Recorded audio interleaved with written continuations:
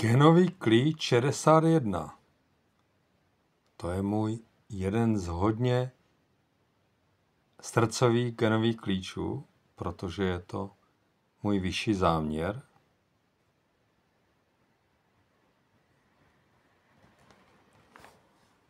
Pod název Svatyně. Stín psychóza, dar inspirace, siddhi, posvátnost. Stín 61, psychóza. Tlak otázky proč. Běžná definice psychózy by mohla znít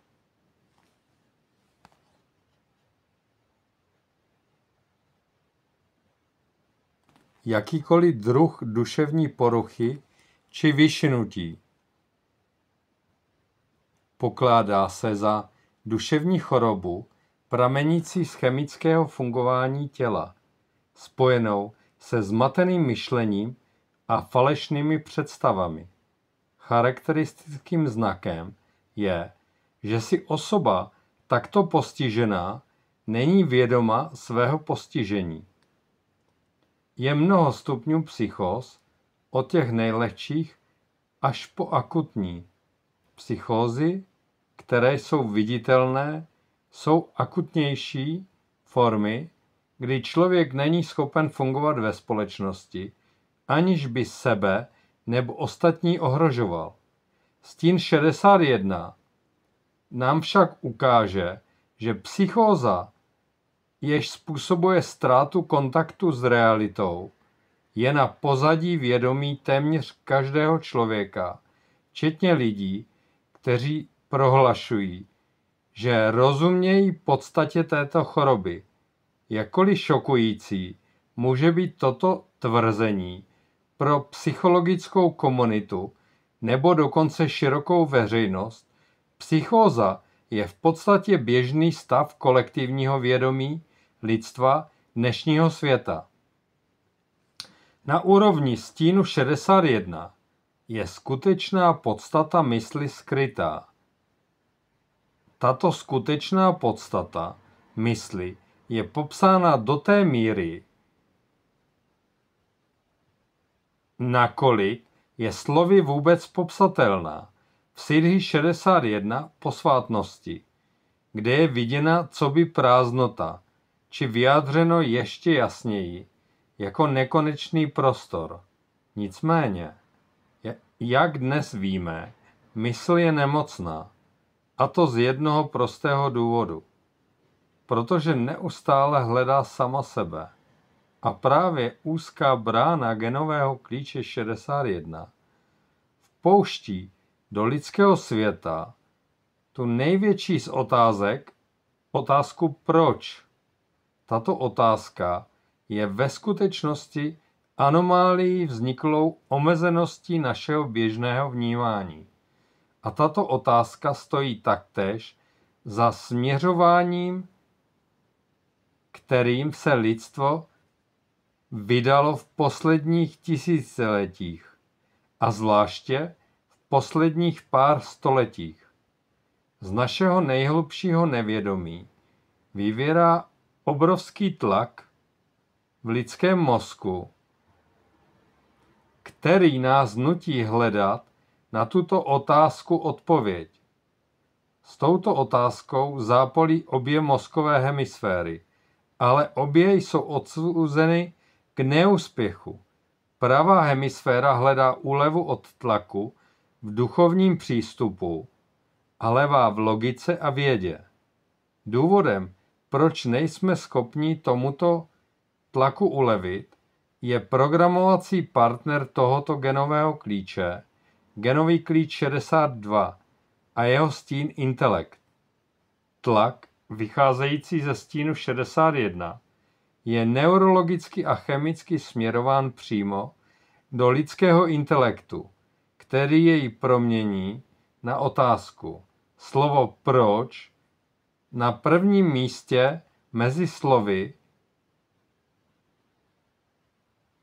Slovo proč je na prvním místě mezi slovy a dalo vzniknout všem nejrůznějším lidským jazykům.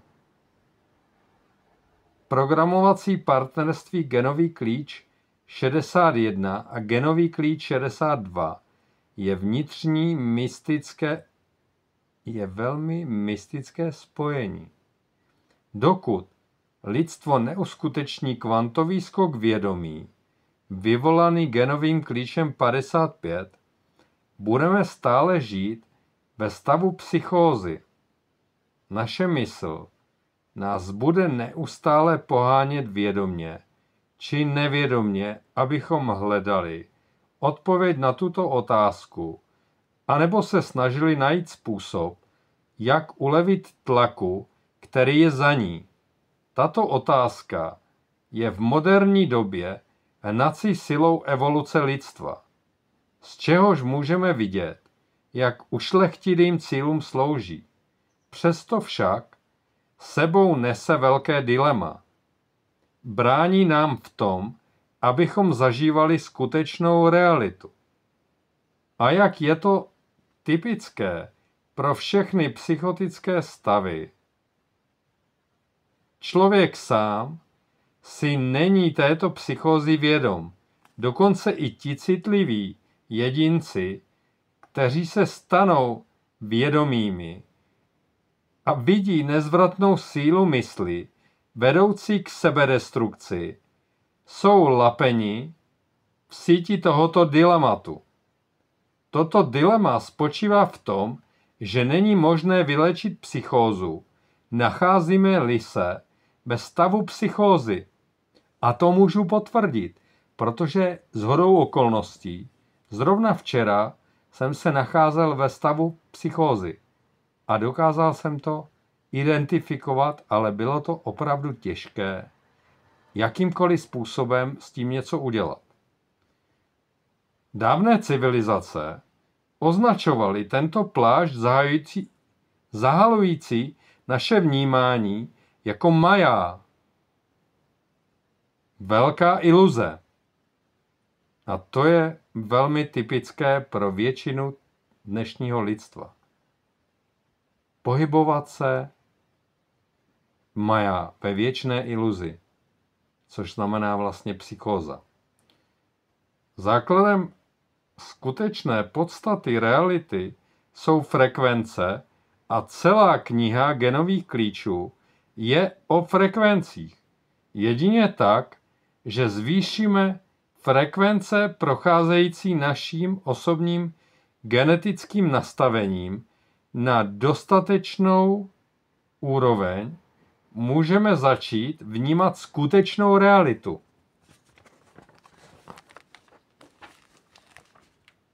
Jak řekl William Blake,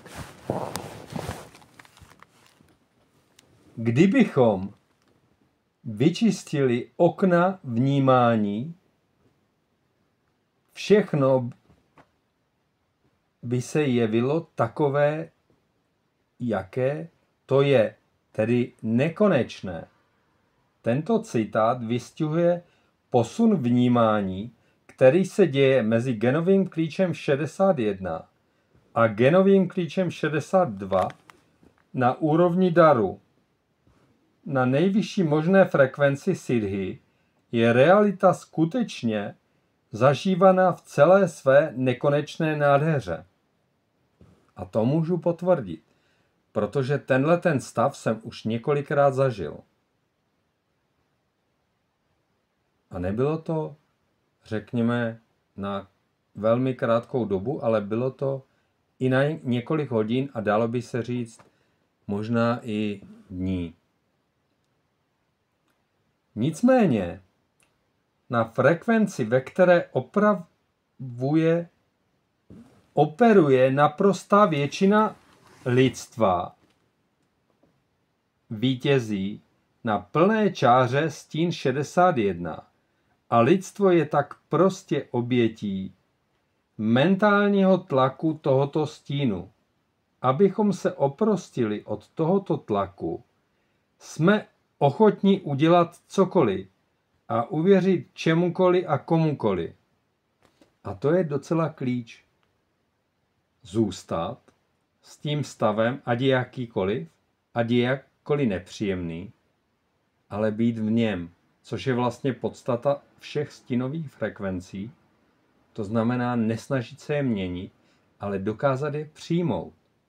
Právě proto je náboženství, které nám slibuje, že nás tohoto tlaku zbaví, jedním z nejvýdělečnějších podniků na naší planetě. Problém náboženství není v jeho zakladatelích.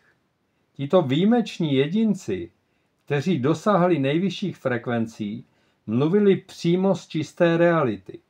Ale stín 61 v sobě obsahuje jeden zásadní nedostatek, a sice zbožňování. V momentě, kdy zbožňujeme někoho jiného, stavíme sami sebe pod něj na úroveň oběti. Tím se snižují a vážně narušují naše frekvence.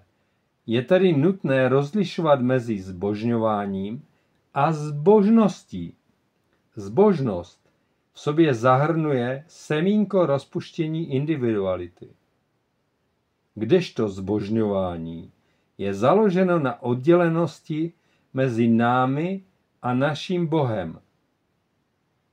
Jediným možným způsobem, jak rozpustit tlak stínu 61, je udělat krok přímo do centra tlaku a ne se ho snažit neustále zbavovat. Jenže tlak pocházející ze stínu 61 představuje pro lidský intelekt, jenž kolem sebe vybudoval důmyslnou mentální konstrukci a nazval ji realitou, obrovskou hrozbu.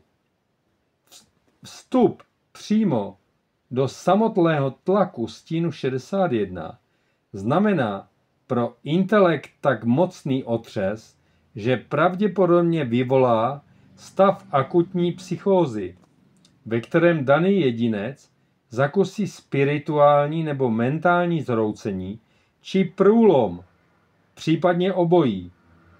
Aby mohl takový choulostivý otřes proběhnout bezpečně, musí člověk projít přirozenou přípravnou fází, během níž se postupně uvolňuje lpění lidského intelektu na jeho falešné realitě. Je to přesně ten proces, na který odkazuje dar 61, zvaný inspirace. A tenhle dar je opravdu velmi specifický. A mě se opravdu velmi týká. Tlak stínu 61 je potravou vědecké mysli, jenže vědecká mysl je ve své snaze najít uvolnění tlaku přímo předurčená k neúspěchu, protože otázka proč je jen rétorická a odpověď na ní neexistuje. Logika je způsob myšlení v uzavřeném kruhu. V závorce její podstatu nám objasňuje genový klíč 63. A jelikož logika vždy skončí v mrtvém bodě, nemůže nám poskytnout odpověď na tuto nejzákladnější otázku. Věda nemůže vlastně odpovědět ani na otázku jak, protože jak je jen odvozeninou proč. Ani to nejpokročilejší vědecké myšlení v kvantové fyzice už nedokáže nacházet odpovědi vycházející z logiky. A proto logika pokřivuje své vlastní zákony a vymýšlí si dimenze, jež nelze vidět ani dokázat. Dnes jsme svědky posledních zoufalých snah intelektu porozumět otázce, kterou nelze rozumem pochopit. Jak uvidíme, tuto otázku lze zodpovědět až tehdy, když splyne v jednotě s naším vědomím. Ovšem, paradoxem je, že v tomto momentu se otázka rozplyne a zmizí.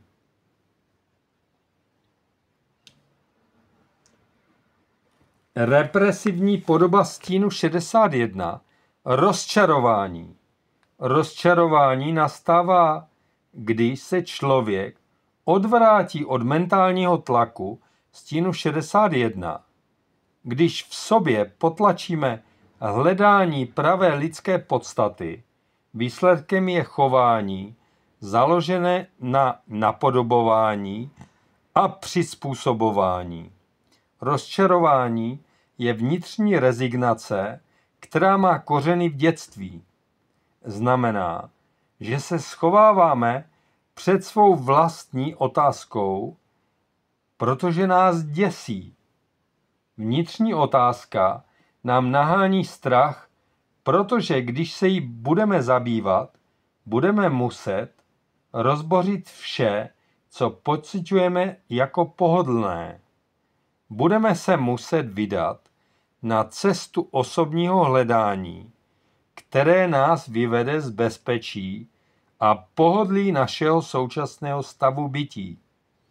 Vnitřní hledání je navíc nebezpečnou stezkou, po které může člověk kráčet pouze sám.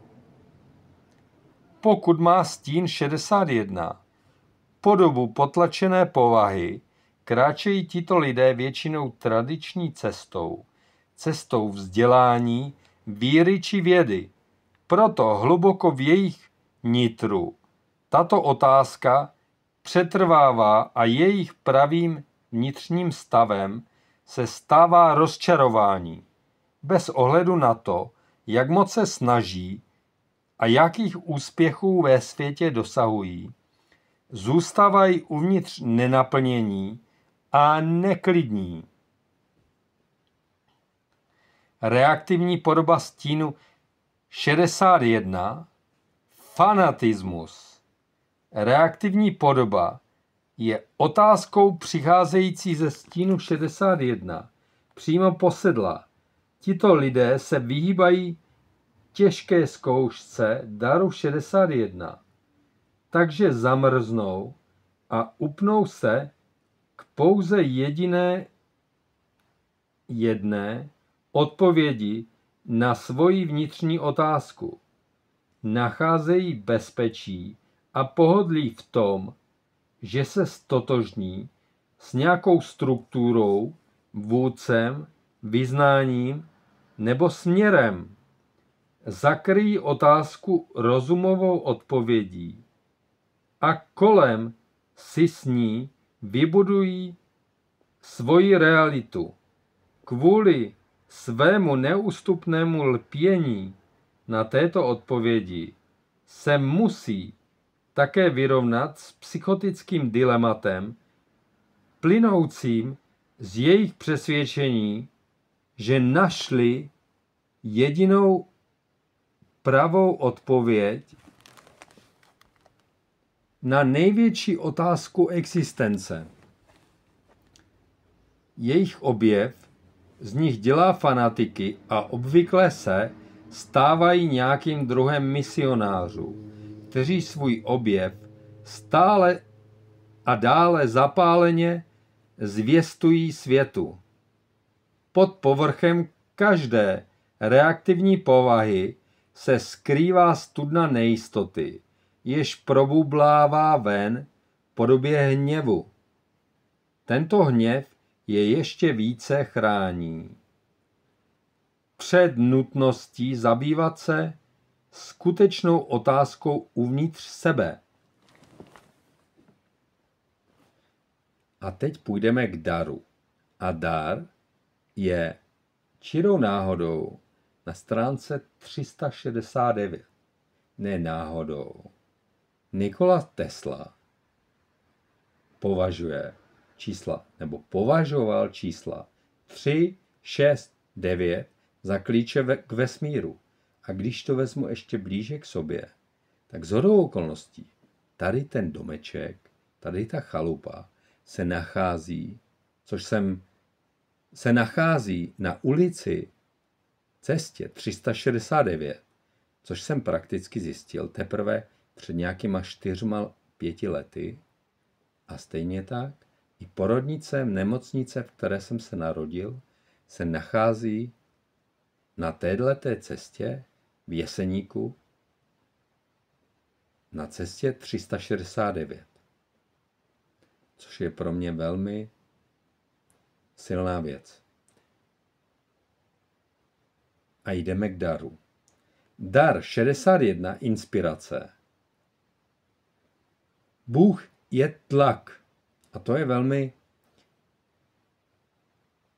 směrodatné, jak bych řekl, poněvadž ta psychóza opravdu působí jako tlak.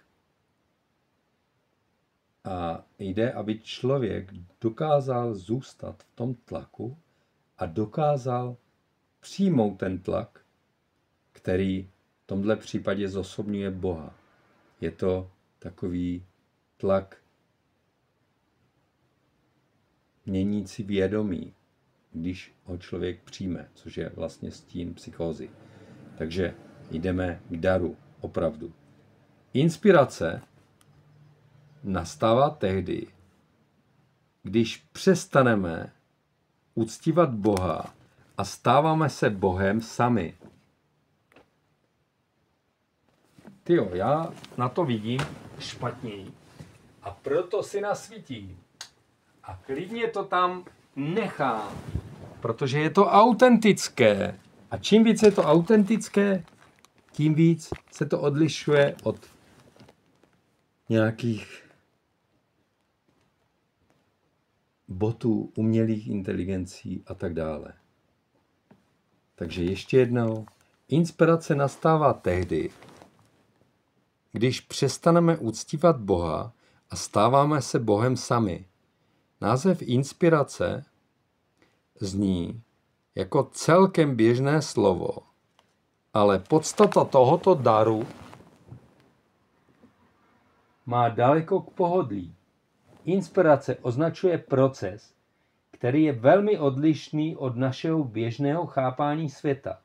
Slovo inspirace pochází z prastarého indoevropského slova označujícího dech a je spojeno také s latinským spiritus, znamenající také duch. Proces inspirace je postupné vypouštění našeho vnitřního dechu tkanivem naší reality ven do světa. Navzdory svým nádherným tvořivým projevům ve světě, v sobě inspirace obsahuje mohutný rozklad vnitřních realit, které byly vytvořeny naší myslí. Inspirace nastává, když postavíme sami sebe přímo na palební čáru vnitřní otázky, která se nachází v každé lidské bytosti. V I Chingu se hexagram 61 nazývá vnitřní opravdovost a jeho piktogram znázorňuje, co je ukryto hluboko v každém z nás. Cesta inspirace často začíná jako hledání odpovědí ve vnějším světě, v různých světonázorech, učeních či vědních oborech. A to je taky velmi, řekněme, směrodatné či dávající smysl, protože přesně tímhletím způsobem se odvíjela moje cesta, že jsem hledal v různých učeních, v různých vůdcích a v různých lidech něco, co potřebuji najít sám v sobě.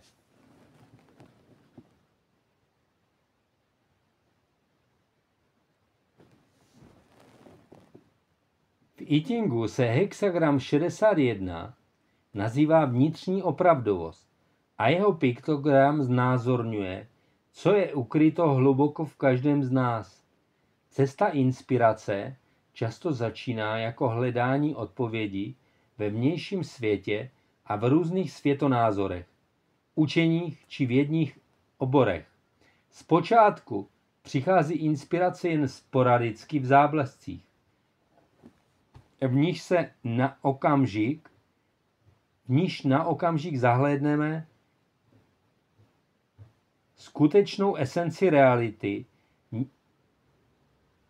Někdy se nám vnitřní pravda vyjeví na delší dobu. Takové mocné zážitky otřásají naším dosavadním viděním světa, obvykle změní životní cestu daného jedince. Co odlišuje inspiraci od ostatních povznášejících prožitků, je, že inspirace nás promění už navždy. I krátký záblesk skutečné inspirace změní způsob, jakým naše vědomí operuje. Díky inspiraci jsme připravováni na ještě hlubší prožitky, které si zatím nedokážeme představit. Cesta daru 61 je v skutku kreativní cestou.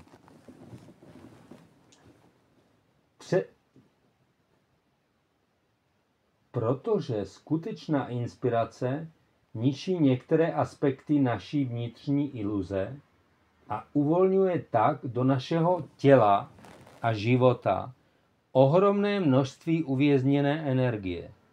Taková energie zcela přirozeně hledá tvořivé vyjádření. Kreativita je nejdůležitějším darem pro vyvedení lidstva ven z kolektivní psychózy. Odemyká dřímající síly inspirace uvnitř každého z nás a vytahuje nás ze stavu oběti. Avšak inspirace a kreativita mají také své nástrahy. Pro nás lidi je to především trpělivost.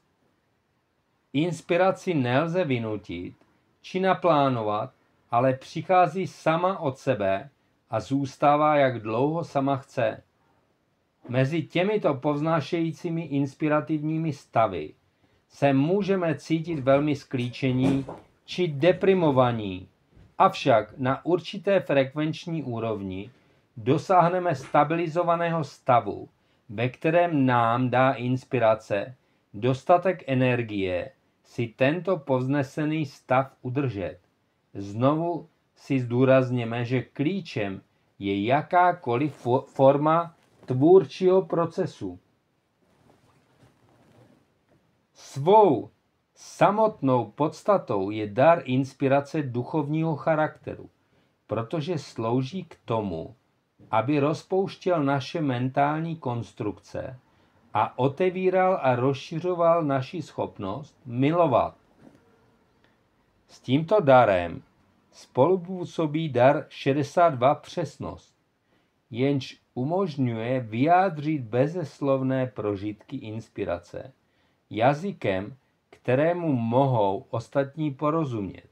Dar 62, zvaný přesnost, je mistrem toho, jak vyjádřit mystérium života s vysokou dávkou inteligence, krásy a jednoduchosti. Jedním z charakteristických znaků daru inspirace v akci je originalita jeho vyjádření a zdánlivě nekonečný proud jeho působení ve světě. Hluboko uvnitř člověka dochází během takového procesu k něčemu výjimečnému. Drží se reality a zároveň ví, že mu proklouzává mezi prsty. Mnoho lidí není schopno během této fáze všechno pustit a lpí na formách, které začaly ve světě tvořit. Avšak ti, kteří jsou schopni vzdát se postupně všech definicí své reality, se začínají dostávat do ještě jemnější sféry. Vstupují do proudu vědomí, ve kterém inspirace začíná rozpouštět jejich nižší mysl.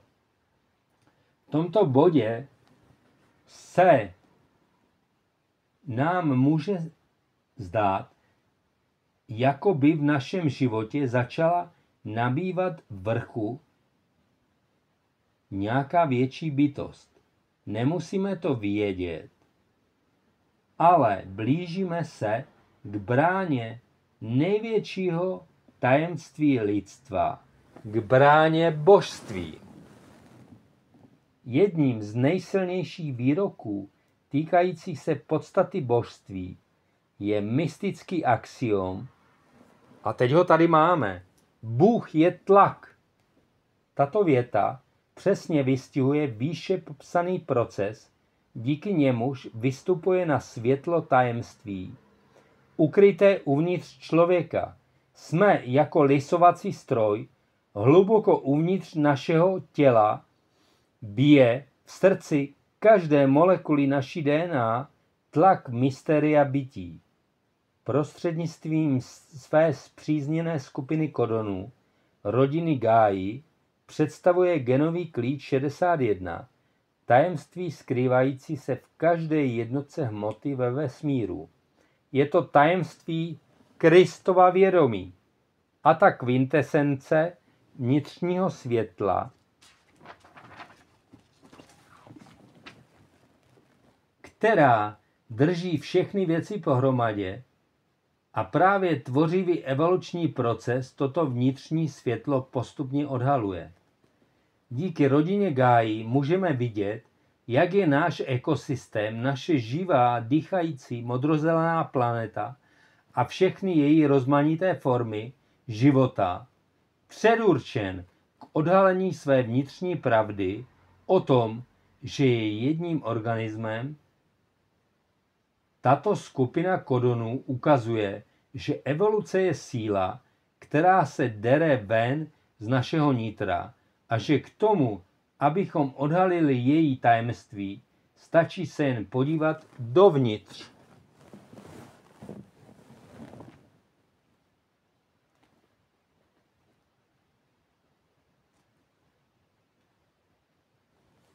Siddhi 61.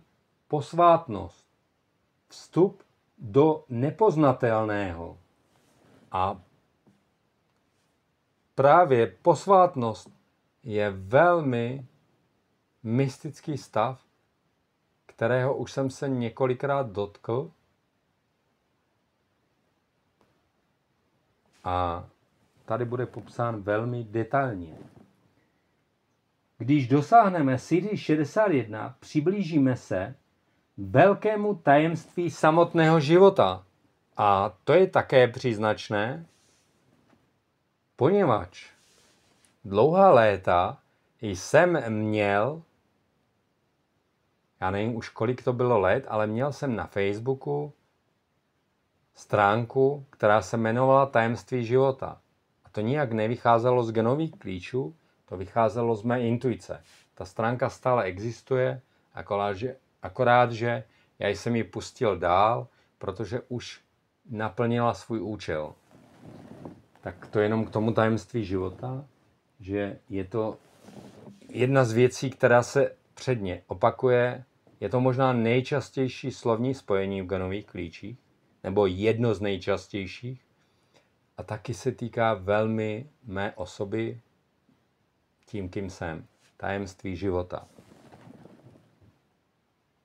Inspirace proudící vyššími frekvencemi daru 61 se jako proud jisker velké proměny, jež se odehrává v každém člověku, který se přiblíží k vnitřní bráně. Jak jsme viděli, pro toho, kdo je skutečně inspirován, nejsou projevy inspirace důležité. Tyto projevy jsou prostě nesčetnými odstíny prožívání a jako takové se zdají být úžasné především pro ty, kteří sledují proces zvenčí. Avšak dříve či později dojde inspirace ke svému konci. Proces sám sebe vyčerpá tím, jak se zbavuje všech možných mýtických identit obsažených v naší DNA. Jakmile vstoupíme do pole Siddhi 61, nastane obrovské těhotné ticho a naše mentální aktivita okamžitě ustane.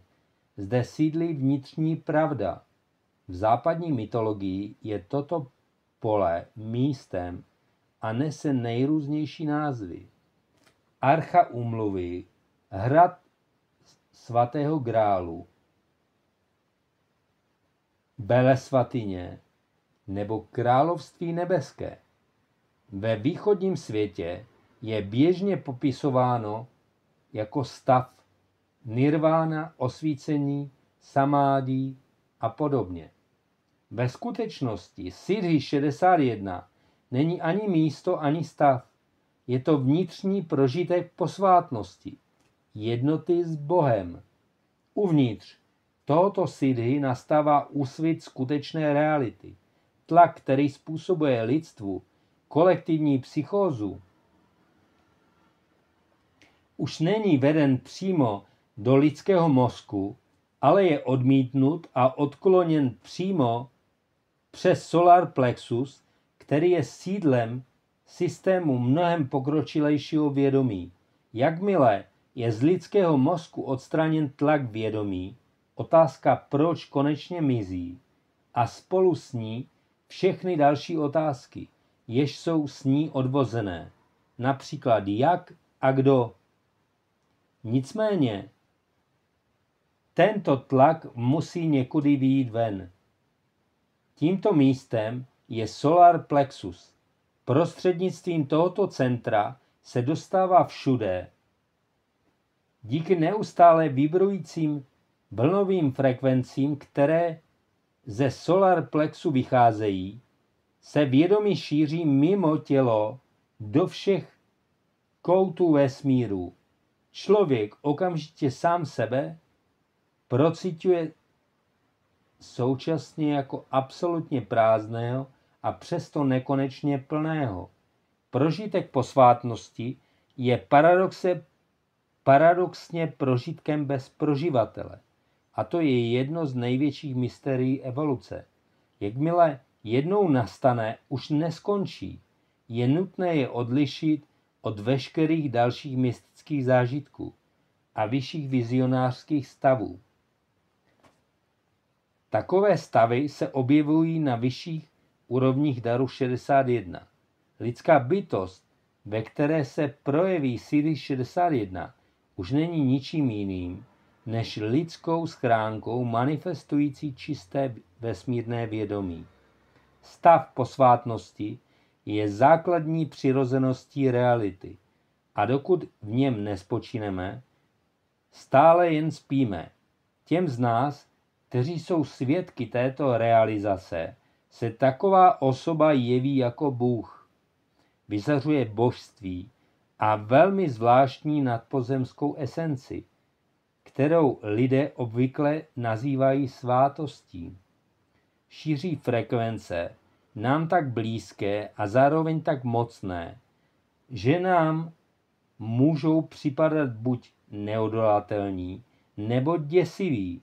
Jsou to lidé, které z úrovně naší psychózy zbožňujeme a uctíváme k naší škodě, protože smyslem přítomnosti takové bytosti mezi námi je, aby nám názorně ukázala, že každá lidská bytost v sobě nese vnitřní božství. To jediné, co musíme udělat, abychom si uvědomili vlastní božství, je otevřít se tomu, kdo už v sobě tuto vnitřní pravdu odhalil. Bytost ve stavu Siddhi 61 nezná rozdíl mezi jinými a sebou. Jelikož tento stav vědomí existoval a bude existovat v každém aspektu vesmíru, nemůže nám taková osoba žádným způsobem pomoci dojít k realizaci. Slouží jednoduše jen jako zrcadlo našeho vlastního božství. Takže pobývat v přítomnosti Siddhi 61, které se nachází v někom jiném, nám vůbec nic nezaručuje, ba naopak může vést v některých ohledech k ještě většímu zmatení. Je totiž potřeba, abychom si uvědomili, že spíme. A zrcadlo může toto hluboké pochopení výrazně podpořit. Ovšem, pobývání v přítomnosti tohoto zrcadla vede často k tomu, že ho začneme uctívat, což zabrání naší vlastní realizaci. Proto například buddhisté říkají, že pokud na své cestě potkáš Buddhu, musíš ho zabít. Siddhi 61, posvátnost, znamená žít život bez otázek. Jde prostě o to, že se sami staneme mystériem toho, kdo jsme. Jen pokud konečně odezní všechny otázky, začne se probouzet skutečná pravda. Jestliže je nějaké siddhi, které odmítá všechna slova, popisy a odpovědi, pak je to siddhi 61. Život je mystérium, osvícení je mystérium, vnitřní pravda je mystérium. Můžeme dělat, co chceme, abychom toto mystérium vyřešili. Stejně se mu nikdy nepřiblížíme. Neexistuje žádný klíč, který bychom mohli použít k řešení této záhady, protože všechny klíče jsou jen chabými pokusy o její vyřešení. Musíme zkrátka dospět k uvědomění, že absolutně nic nevíme a toto hluboké uvědomění může nastat pouze svým vlastním způsobem a ve svém vlastním čase. Siddhi posvátnost může lidstvo v současné fázi evoluce jen silně dráždit. Bude lepší, když na něj zapomeneme a soustředíme se na úroveň daru, kde se naše mysl alespoň má čeho chytit a na co se zaměřit. Jakmile se jednou definitivně vymaníme ze své psychózy, je jen otázkou času, kdy se dostaví také siddhi posvátnost. Fyzické nosiče, které nyní obýváme, jsou velmi omezené, co se týče operačního systému vědomí, který je zaměřen především na rozvoj mysli. Proto musíme respektovat fázi evoluce, ve které se nyní nacházíme, a radovat se z toho, co nás čeká. Siddhi posvátnost je v této fázi opravdu záležitostí štěstěným. A pokud nosič, ve kterém sedíte, náhodou zmutuje, potom si štěstěna vybrala právě vás. Nicméně budoucnost nám chystá jiný příběh. Siddhi 61 se v nadcházejících několika staletích stane daleko běžnějším jevem, protože se lidstvo chystá učinit kvantový skok vědomí. Děti, které začnou přicházet na tuto planetu, ponesou toto siddhi ve svých genech. Budou jej vyzařovat z každého poru a šířit po celém světě. Budou živoucím stělesněním mysteria života, životním potenciálem ve hmotě.